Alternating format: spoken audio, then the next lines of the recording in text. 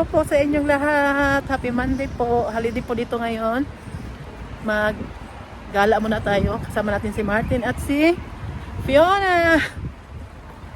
Ay, ang laki ng ano oh. Huma. Segros. Come on, bring. Ganda ng weather ngayon dito. Sakit yung paa ko ba na sobrang natato ng lakad kahapon doon sa Luxembourg. Si Fiona, mainit kasi at hindi na umulan ngayon kaya nakatsinelas lang si Mami Rose ngayon. Fiona naman nakapalda lang. Fiona, sabi ay na rock kisin. When I walk into the kitchen, you saw the look on my face, you saw the look on my heart to get out of this place. I sensed something I've never seen before. When you put on the pineapple, we couldn't be friends anymore. Pineapple thousands, go on pizza. It's a fruit and you know that. Pineapple thousands, go on pizza. They just don't belong. Si Fiona, nanalo siya yung bit-bit niya. Nanalo si Fiona. Pabalik na kami sa auto namin. Masakit talaga yung paa ko ba? Sakit ilakad.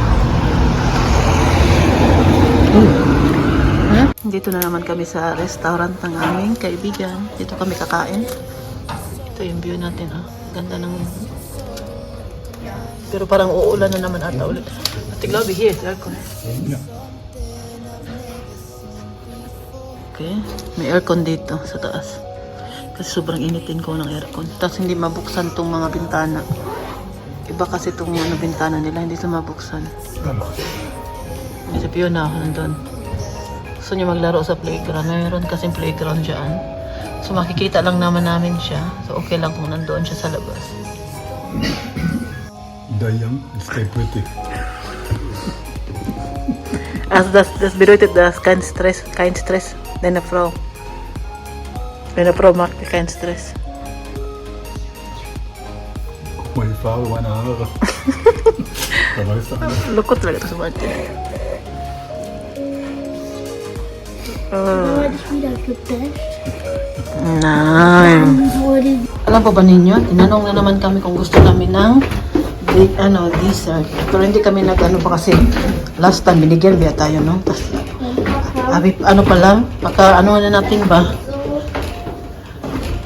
Okay na yung isang beses na bigyan tayo, libre tayo ng dessert. Ngayon, hindi na kami pumayag na bigyan kami. Pero alam po ba ano yung ginawa nila? 56 euro yung babayaran namin. Sabi nung may-ari, 50 euro na lang daw. jedes Mal, wo ich aufwache. Sabi no, naghanap talaga sila ng paraan na maka-discount. Ito sa baba. Ito magbubukas din to sila. Pero ito ay imbes to ka ng, dalhin mo lang. Ito, hindi pa nagbubukas sila. Ito naman ay lang to. Yung Togo ba? Magbubukas pa to siya. Hindi ko alam kung kailan. Kaya puntahan na po niyo to sa mga taga Lodenscheid. Kaibigan po namin ng mga ari nito. Ito, isa din to sa paborito naming restaurant dito sa Lodenscheid. Dito siya, Mrs. Ann. Pero ano siya ngayon? Rest day nila ngayon, kaya sarado sila. Masarap din yan dyan. Pero ngayon kasi nagbukas na itong kaibigan namin dito sa Lodenscheid. Siyempre, doon kami kakain sa kanila. Hindi naman kami palaging kumakain. Sisters? Ano pala? Tawag niya na, langgam. Da ist ja ein Loch. Ja, genau. Mehr Da ist der Langgam. Eingang. Da unten in Ameisenäste unter. Davor haben wir irgendwas zu fressen gefunden. Kaya po, simula po nag-ubukas tong kaibigan namin. Doon na kami kumakain sa kanya dahil matagal na po namin yan siyang kaibigan. Yung panganay niya, classmate ni Michelle, yung bunso, yung pangalawa niyang anak, classmate naman ni Philip. Yung pangatlo niyang anak ng babae, hindi, magka-classmate sila ni Fiona kasi mas matanda si Fiona. 6 years old pa kasi yung anak niya, si Fiona 8 na. Pero pares lang sila ng eskwelahan, magkatabi lang din yung classroom nila. Kaya magkakilala din sila dahil magkasama sila sa Fiona doon, Jillian, sa amin in Ja, welche... Martin Luther. Yan, core, da? Ja, sie ist ein Chor. Ay, ano pala, sa music pala. Si Fiona naman ay sa kanya ay violin. Iwan ko ano yung sa anak niya. Kaya magkakilala yan sila. Naglaro din sila doon kasi nandoon yung anak niyang babae. Kaya yun po, magkakilala na kami matagal dahil sa mga anak namin na magka-classmate. At taga doon din sila sa Plettenberg nakatira. May restaurant. Wir haben uns jetzt Blitz. Ha? Wir haben uns jetzt blitzen lassen. Blitzen? Ja. Hala, du bist geblitzt. Yeah, at saka magkaklase yung anak namin at si yung panganay niya at saka yung... Tingnan po ninyo ang sawalan.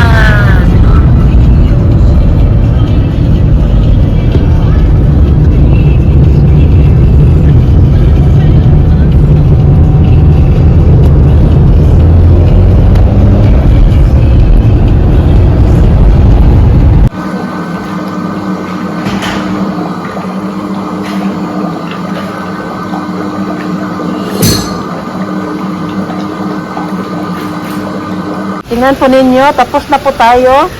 Pero inulan. Pangit naman ang paa ko eh. Magandang umaga po sa inyong lahat. Ang tubig oh. Lagi kasing umuulan ngayon sa amin.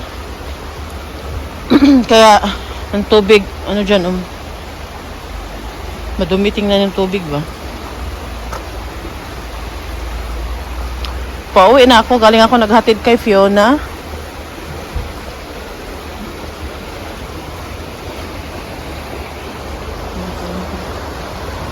Ang ganda oh. Tumulaklak na talaga siya ng bongga dito. Bumuka na talaga siya. Para siyang gumamela, tingnan no? Pero ang gumamela kasi, sa gitna lang naman yung ano niya. Yung parang mahaba niya na ano ba. Ang ganda tingnan. Ang dami pong iba-ibang kulay nito. Merong red, yellow, meron ding puti, meron ding orange. Basta maraming iba-ibang kulay. Ito sa amin, oh. Favorite color ko pa. Oh. Sa likod natin, ah. Kauwi ko lang po. Hinatid ko po si Fiona. Naglakad lang ako. Ngayon, papasok na ako dahil si Uma, asikasuhin ko pa. Pero bago ako mag-asikaso kay Uma, mag-inom muna ako ng kape. Oh. Yung basura namin nasa karsada ngayon dahil kukunin yan mamaya. Naglakad-lakad kami ngayon. Kasama si Martin at si Fiona. Ganda ng weather. Eh. Pero kanina umaga malamig at saka umaambon. Hindi naman sobrang lamig. Ano lang, tama-tama lang din. Siguro 12 degrees kaninang umaga. Taas ngayon 18. Hindi talaga siya sobrang init. Pero nakasinelas pa rin ako. Dahil bagong linis na yung kuko natin. Pinapakita na ni Mami Rose yung kanyang kuko dahil malinis na. Di ba? Nagpunta ko last week doon sa city. Hindi natuloy dahil nga nagka-problema sila sa online nila. Kaya binigyan ako ng bagong appointment. Tas kahapon yun. Tas pagkatapos ko doon, umulan. Tas nakachinelas lang ako. Kaya basang-basa yung pako kahapon. Eh ngayon, oh. Nalinisan na din sa wakas ang ating mga kuko. Sabi nung naglinis, ilang weeks na ba to? Ang haba na ng kuko mo. Normally kasi dapat 6 na linggo lang balik ka na doon. Kaya bumalik ako. Pumunta ako doon ata last time, February pa ata yun. Nandito pa sila kailan pa. Sorry po. Kumakain kasi ako batas anong tawag sa Tagalog niyan. Dito pa ata sila kailan nung pumunta ako noon doon sa city, sa parlor. Dito pa yun sila Kaela. Ang tagal-tagal na March. Kaya sobra na sa 6 na linggo. Kaya sabi niya sa akin, kahapon, bibigyan na niya ako ng appointment na babalik talaga ako after 6 weeks. Kaya meron tayong bagong appointment. Hindi pa ako nagpapalinis sa kuko, sa kamay, sa paa lang. Dahil palagi po ako naglilinis kayo. Martin na lang at si Fiona ipapakita ko po sa inyo. At saka itong paligid natin dito. Ayun nga po. Dapat kailangan after 6 weeks doon ka na. Hindi tayo pumunta dahil nagtipid-tipid man ako. Nagtipid-tipid talaga ako. Hindi po sana ako nagpapalinis sa kuko. Pangalawang beses pa to. Grabe po talaga yung tipid ko. 38 euro din kasi mahal. Tapos iba din yung linis talaga sa atin. Mas maganda talaga yung paano nilinisan yung kuko sa atin. Kung mapa-manicure ka or pedicure, mas the best talaga sa Pinas. Pag uwi na lang pohon, makauwi tayo. Palinis tayo doon ng bungga.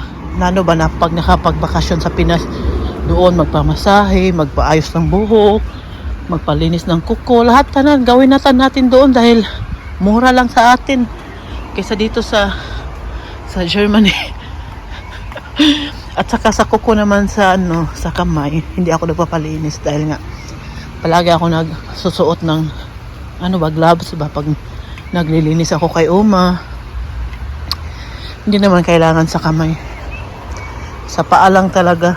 Pero maganda naman tingnan kung nakatsinelas tayo. Yun. Pumunta ako kahapon doon.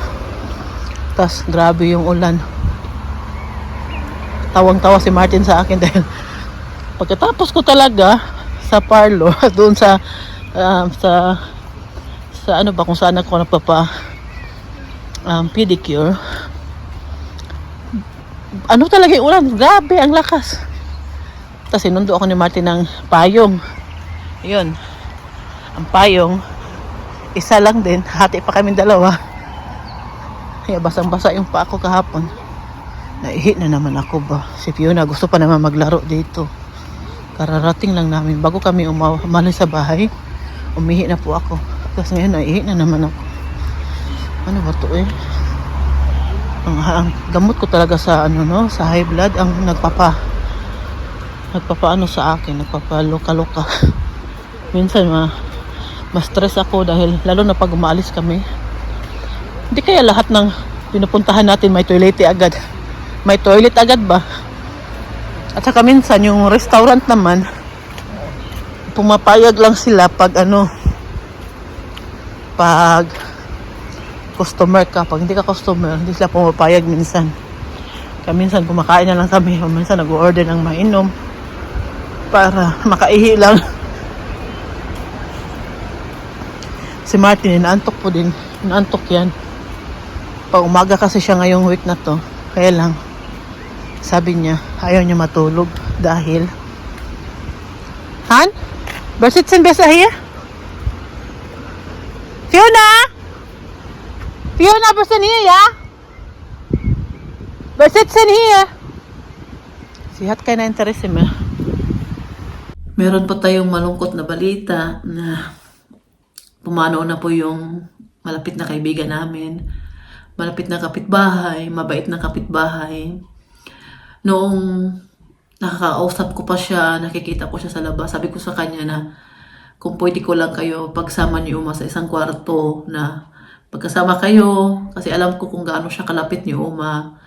Alam ko kung gaano sila parang hindi lang isang kaibigan ang turingan nilang dalawa, para na din sila magkapatid. Pero mas matanda siya ng 7 years kay Oani, 6 years lang. Kaya parehas din silang mga maagang na biyuda. Para sila ng ni Uma ba, parang kaya nagkakaintindihan din silang dalawa. Nalungkot po ako dahil nga narinig ko lang kahapon sa anak niya na sinakwento doon sa kapitbahay namin na namatay na daw yung mama niya. Nung narinig ko yan, dito ko sa taas, ako lang mag-isa noon, time na yun dito sa baba, yung mga anak ko nakaskwelahan pa. Umiyak po talaga ako, hindi ko naiwasan na tumulo na lang po bigla yung luha ko na, iwan ko ba, kasi noong nandyan pa siya sa bahay niya, naawa po talaga ako sa kanya dahil siya lang po mag-isa at may sakit siya. At At alam ko naman hindi madaling mag-isa ka sa bahay, lalo na pag may edad ka at may nararamdaman kang sakit sa katawan, di ba? Meron naman siya mga anak, pinupuntahan naman siya araw-araw ng mga anak niya. Pero ngayon nga lang, hindi naman natutulog dyan dahil may mga sarili naman silang bahay. At nung mga ilang buwan na sinasabi ko palagi sa kanila na yung mama nila nagtatambay ng madaling araw sa kusina kasi nakita ko sa taas namin kasi yung ilaw ba naka-on kasi.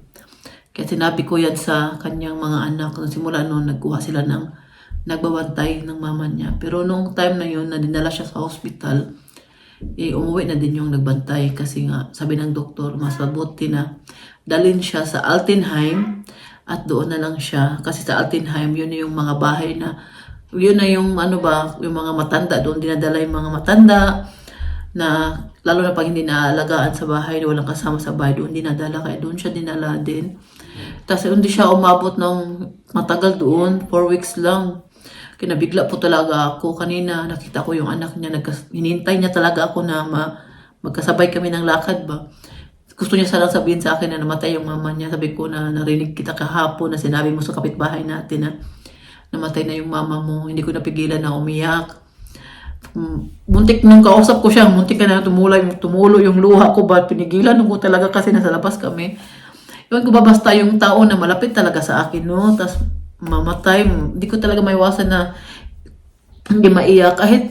Kahit ano siya ba, mabait kasi siya sa akin, mabait siya sa mga anak ko. Palagi niya kami kinakamusta, palagi niya naalala yung mga birthday namin. Hindi lang yung birthday namin, kundi binibigyan din niya kami mga regalo. Pati yung mga anak ko, tuwing ng birthday ko, tumatawag talaga yan siya sa akin. Binabati niya ako ng happy birthday. Kaya nalungkot po talaga ako nung nalaman ko na dinala na siya nilipat na siya dahil hindi na siya pwede dyan sa bahay niya mag-isa. Nalungkot ako ba kung pwede ko lang silang pagsama ni Uma sa isang kwarto, ako na mag-alaga sa kanilang dalawa. Gagawin ko po talaga yun. Kung posible lang po talaga, gagawin ko po talaga. Sabi ko sa mga anak niya dahil ito pong kapitbahay namin, napakabait po niya sa akin. As in, sobra. Ang dami pa namin mga kapitbahay dito na matatanda.